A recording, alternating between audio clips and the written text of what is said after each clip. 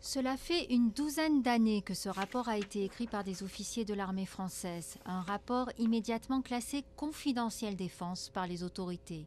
Il faut dire que ce texte, publié par Le Parisien, contient des accusations terribles.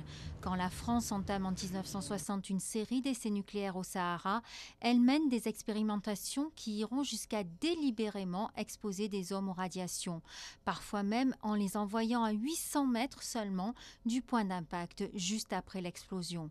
Le but était d'étudier les effets physiologiques et psychologiques produits sur l'homme par l'arme atomique afin d'obtenir les éléments nécessaires à la préparation physique et à la formation morale du combattant moderne, écrivent les officiers auteurs du rapport. Immédiatement après les tirs, aucun dommage apparent n'est détecté. Des années plus tard, beaucoup, comme Gilles Hugo, vont souffrir de maladies qu'ils estiment liées à leur exposition.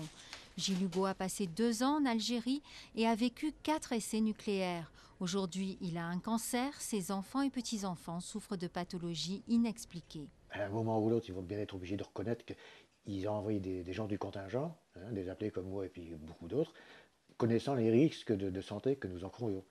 Et je précise également que nous n'avions jamais été prévenus de tous ces risques.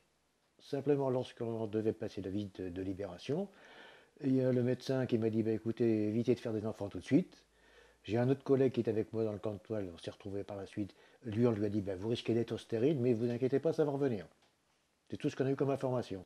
Ils sont des milliers aujourd'hui à réclamer des réparations. Cette association a recueilli les témoignages de 4500 victimes. Même à l'époque, ils connaissaient très bien les risques qu'ils faisaient courir à ces personnes-là. Car elles avaient bien, certes, une protection, une tenue blanche, mais des masques qui n'étaient pas du tout adaptés ni au climat, ni à la radioactivité. Hervé Morin, le ministre de la Défense, a promis ce mardi que toute la transparence serait faite sur les conséquences de ces expérimentations.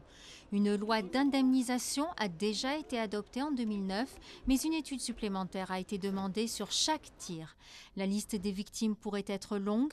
La France a procédé à 210 essais au Sahara et en Polynésie avant leur arrêt définitif par le président Chirac en 1996. Voilà.